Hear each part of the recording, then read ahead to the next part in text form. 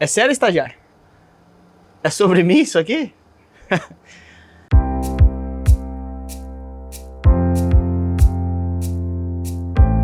Eu queria ser jogador de futebol. Acho que ou boa parte dos caras, quando são piá, querem ser jogador de futebol, né?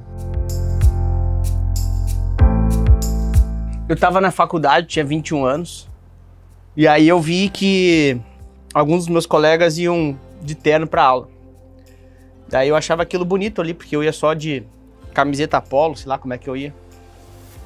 Mas aí eu vi que, putz, aqueles caras usam terno, deve ser legal e tal. Passava uma ideia de sucesso, né?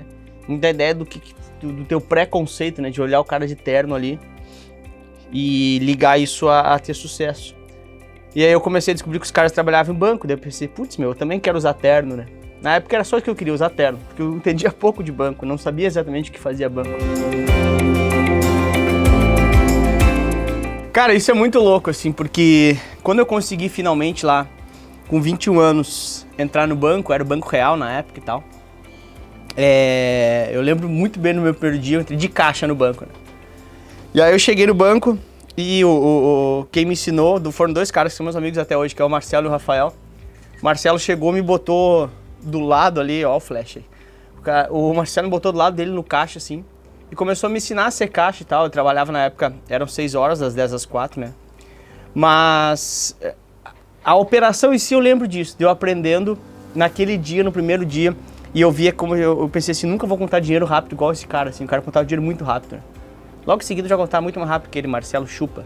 Mas o que eu lembro muito bem, que foi muito louco, foi quando eu fiquei sabendo quanto que eu ia ganhar.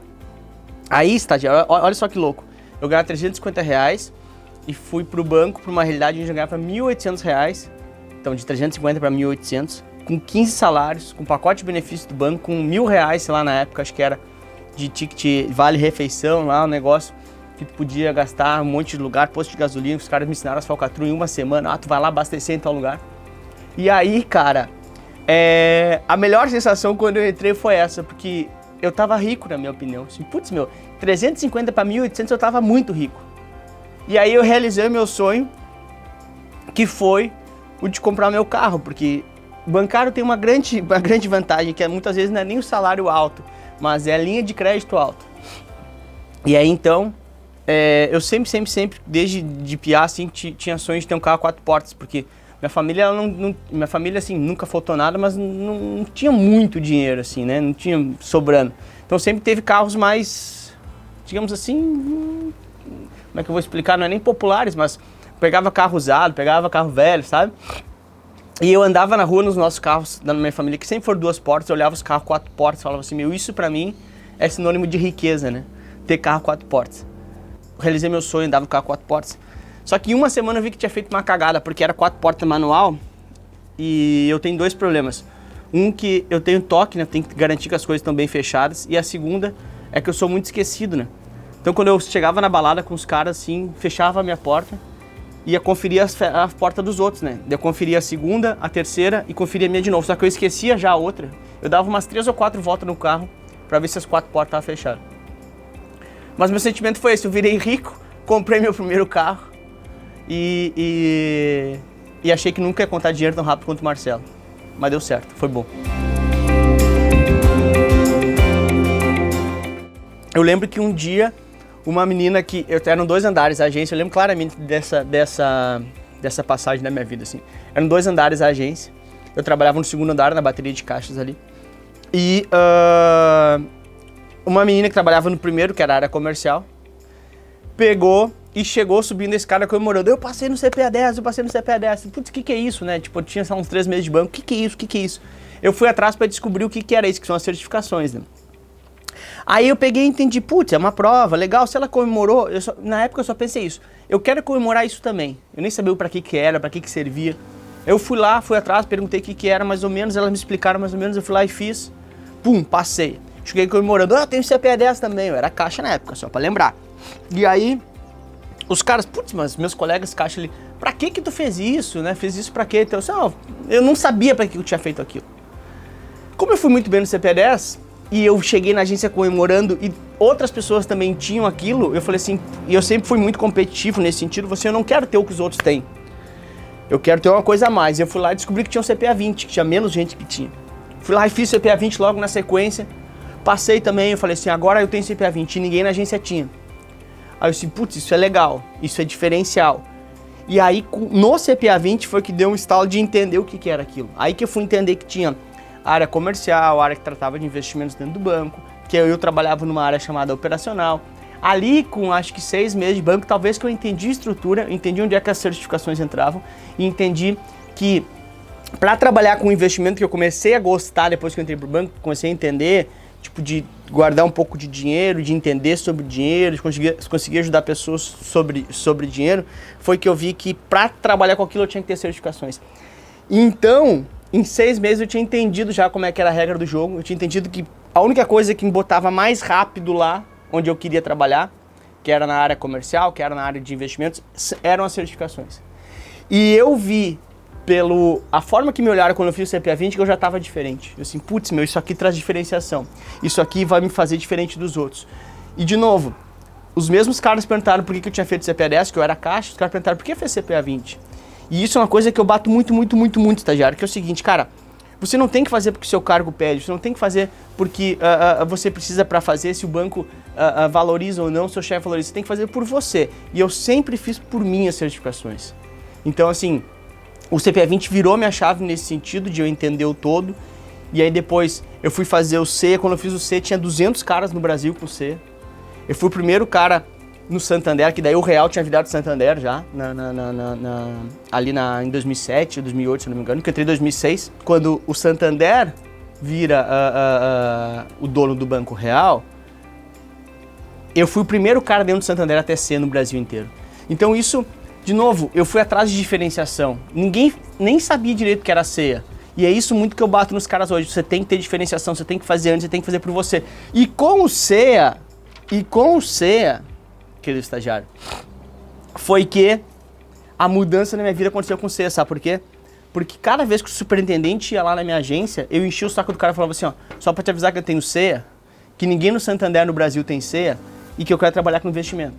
Eu não quero ficar em agência. E o cara, tá bom. E o cara chegava lá e falava a mesma coisa, só pra lembrar que eu tenho ceia. Só pra lembrar que eu tenho ceia. Eu enchi o saco do cara. Até que um dia abriu uma vaga pra sala de ações e ele falou assim, Lucas, tu me enche o saco há tanto tempo, tu vai concorrer essa vaga. E aí foi que eu ganhei e consegui sair de agência e para área de investimento. Então, de novo, cara, as certificações, elas vão sempre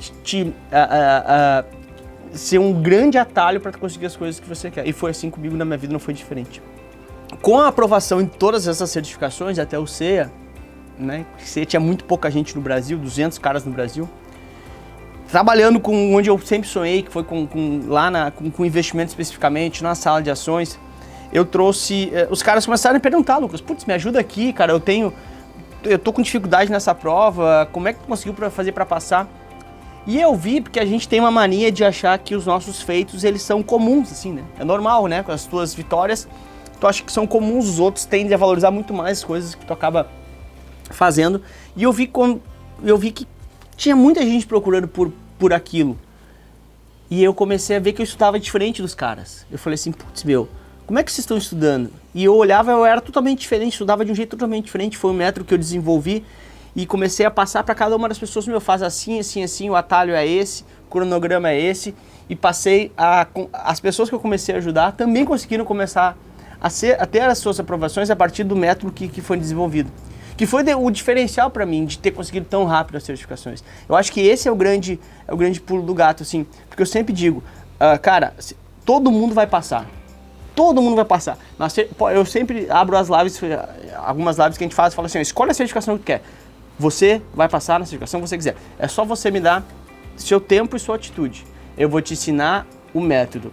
E foi isso que eu fazia lá atrás, assim mesmo, sem saber que isso seria o nosso trabalho, que a gente hoje está tudo envolvido. Como empresa, lá atrás eu já fazia isso, entregava o meu método para os caras e dava certo.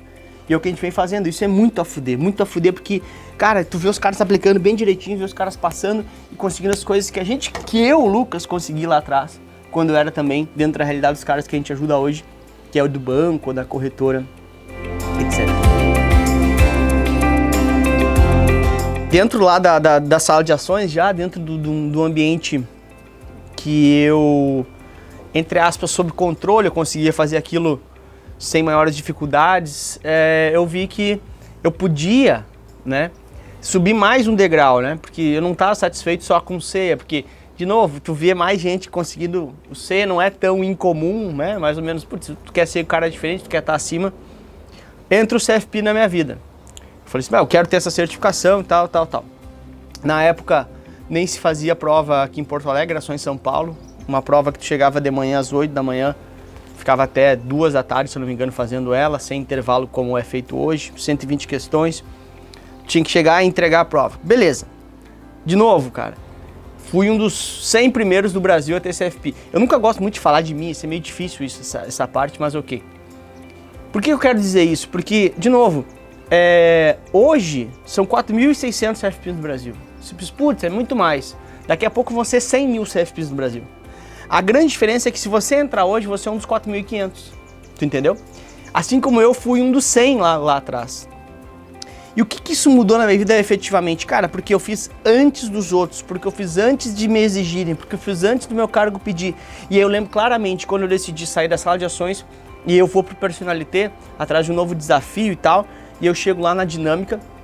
As pessoas muito dizem, para entrar em banco tem indicação. Não tinha indicação nenhuma, fui no seco lá.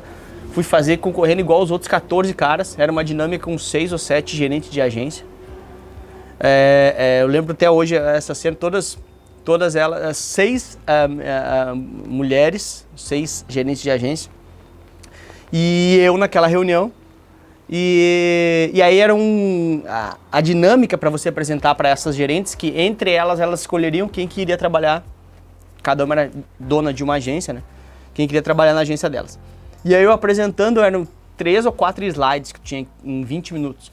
Chegou a parte das certificações e eu comecei a falar quais certificações que eu tinha, né? Então, na época eu tinha o CPA 10, CPA 20, CEA, PQO, que é da Bolsa, Ancor, que é de agente autônomo que eu tinha feito também, porque eu quis fazer para mim, e o CFP.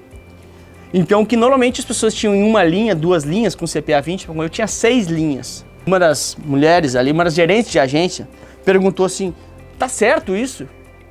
Daí, cara, eu assim, por quê, né? Putz, tu tem aí 26, 27 anos, tem tudo isso de certificação. E, cara, ali talvez, olha só como eu lembro isso claramente, exatamente essa pergunta.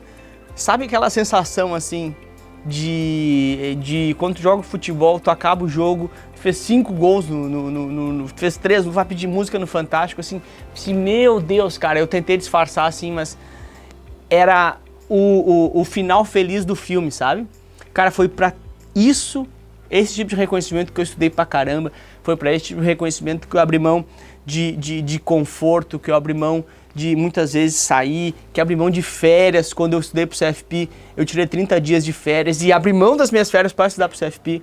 E quando você tem essa pergunta assim, tá certo isso? Porque tem tudo isso mesmo, tu não errou nada. Tipo, ela meio que, ela sabia que tava certo, eu acho, né? Mas meio que ela ficou pesado aquele momento, tanta certificação. Aí eu falei assim, tá certo. E sabe aquilo ali, estagiário, deu uns 3 segundos de passar todo o filme, de tudo que o cara passa para chegar até lá. E fala assim, sim, tá certo, E é um currículo pesado, e aí eu ganhei a vaga. Ou uma das vagas, não sei se tinha outras, né? Mas eu acho que é isso um pouco que eu quero trazer para as pessoas. Cara, vai doer no caminho? Porra, vai doer. Você vai ter que abrir mão de alguma coisa? Sim. Eu tenho filho, só consigo estudar das 11 às 2 da manhã. Ok, você não tem como matar o seu filho, entendeu? Você não vai matar o seu filho. Seu filho vai durar mais 50, 70 anos. E a sua vida é hoje. Porque aqui eu chego em casa, pego o trem 2 horas. Ok, ou você compra um helicóptero ou você vai pegar o trem, vai ter 2 horas até chegar lá. Não tem como mudar isso. E eu tive todas essas dificuldades, tu entendeu? Eu também tinha questão que, ninguém nunca me pagou nada. Eu lembro muito bem, tem uma história que eu conto muito pra vocês. Quando, depois de ter comprado meu Celta 4 portas, os caras tudo tinham um carro muito melhor no banco já, porque a gente tem acesso a crédito muito fácil. E eu sempre gostei tanto de educação que eu fui lá e fiz um consignado na época para pagar meu MBA na FGV, que eu tinha feito uma faculdade que eu considerava meio fraca, assim, porque era o que eu podia pagar na época também, que era mais barata de Porto Alegre.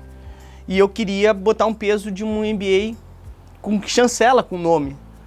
Então eu tirei um consignado, que todo mundo tirava consignado para comprar carro, e eu continuava com o meu Celta.